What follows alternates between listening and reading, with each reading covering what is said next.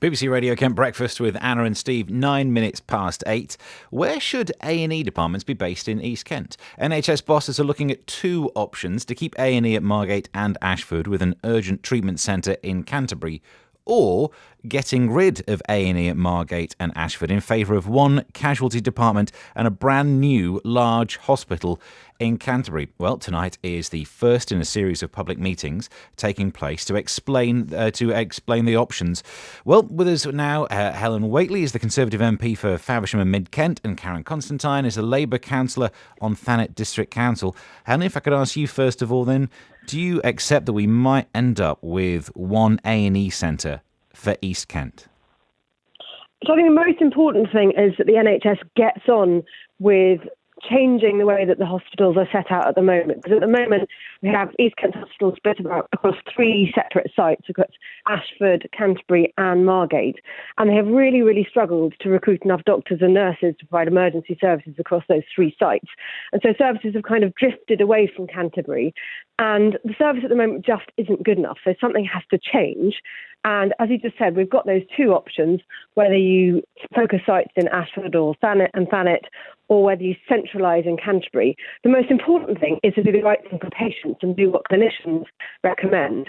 And what I've heard from the clinicians based at East Kent hospitals is at the moment their preferred option seems to be the Canterbury option, which would involve consolidation and centralising and having a really fantastic new hospital alongside the new medical school we're getting. So what would you say? Those options have to be put to the population of the area. Yeah, what would you say to someone then who lives near an A&E centre at the moment, but then won't in the future, and they're worried about what it would be like to have to make that travel during an urgent time with the roads that we have and the traffic problems that we have? Well, of course, the way my constituency lies, I have some people for whom Canterbury would be the closest hospital, some people for whom Margate, some people for whom it's Ashford, and actually some people for whom it's Maidstone or even Medway. So I'm very aware that for different people, different answers will seem most appealing. And that, of course, if you're used to having an A&E on your doorstep, you'd be very worried to lose that. But what does really matter is that wherever you go when you have an emergency, they've got the right services and the right doctors to give you the best possible treatment. And we know that's what really matters, having the best possible treatment when you get there. Okay, Karen, it sounds like this is making sense, isn't it? The best treatment for patients is the way forward. So having that just in one centre, is that something that sits well with you? Well, the best treatment for patients is always the right way forward. I know the clinicians are very concerned about that. But the situation with regard to this proposal, option one and option two, is if you need to look at it, there are a few key tests that need to be applied. And the first test is that, in fact, with this reconfiguration, will there be enough emergency beds for patients coming in and enough beds for elective patients? Because without enough beds, then we're not going to be able to service this need. And that's got to take into consideration the growing and expanding level of demand. And then the second test, and this is a vital test, at national level, will there be more money coming through to train the doctors, the nurses, the midwives and the social care workers that we desperately need? They've got to bear in mind we've got a shortage of 10,000 GP doctors, and this is going to probably worsen with Brexit. And then the third test that needs to be applied to this situation with regard to the super hospital is, would there in any case be enough beds on that one single site? I think that the Canterbury proposal falls down in several ways. It doesn't really have the sufficient land space for those beds, and therefore what that will ultimately mean is that those beds have to be found elsewhere, and that will just make the service more costly and more difficult to deliver. And if you are, as Helen says, used to having an A&E down the road, then we need to keep those A&Es in place. I mean, for Thanet in particular, being a peninsular area, it just wouldn't be suitable. We're already in danger of losing our stroke service, and to lose our A&E, frankly, would just be a slap in the face. I don't think people let Helen come back to that point. Thanks.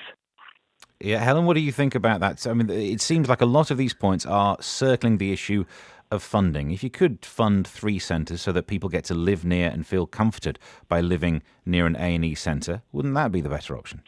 Well, it's not just a question of funding. So what you need, particularly for specialists and surgery, for instance, specialist medicine, is to have a certain number of patients going through being treated by doctors. So doctors see enough people and have all the right range of skills. So if you've got too many sites, you don't have enough patients coming through. So, for instance, if you have a particular illness or a particular problem, you want a doctor who's really used to seeing that particular problem and treats that every day. So that's why you need a certain level of scale. And so we wouldn't have the scale if we had tried to have 3 all singing, all dancing hospitals. And again, and you just don't have enough staff to do that. So it's not simply a question of whether there's the money. Although on the point about, will we have enough doctors and are more doctors and nurses being trained? Well, yes, absolutely. And that's one of the good things about getting a new medical school in Kent, which is fantastic news, is that we'll be training more doctors locally. And that means more of them are likely to want to stay and work locally. But we do have to make sure we've got the hospitals that they want to work in. Karen, and that's one of the points. Whenever we try and turn this just about money, it's about recruitment, isn't it? You can have all the money you want, but if you don't have trained doctors and nurses, then that's when hospitals suffer. And these suggestions would help recruitment, yeah? Well, possibly they would, but so therefore, why not postpone this decision until the medical hospital is in place and actually we can see how the cards fall. People going to actually for trauma, you do need, and for strokes, you do need specialised services. Obviously, the clinicians are leading on that, and I agree with what they're saying, certainly in terms of cancer, etc. But generally speaking, for maternity, for A&E, that's not a highly specialised area, and that's with respect to the people that work in those areas, because I know exactly how demanding it is. But we need A&Es in every part of Kent because people cannot travel.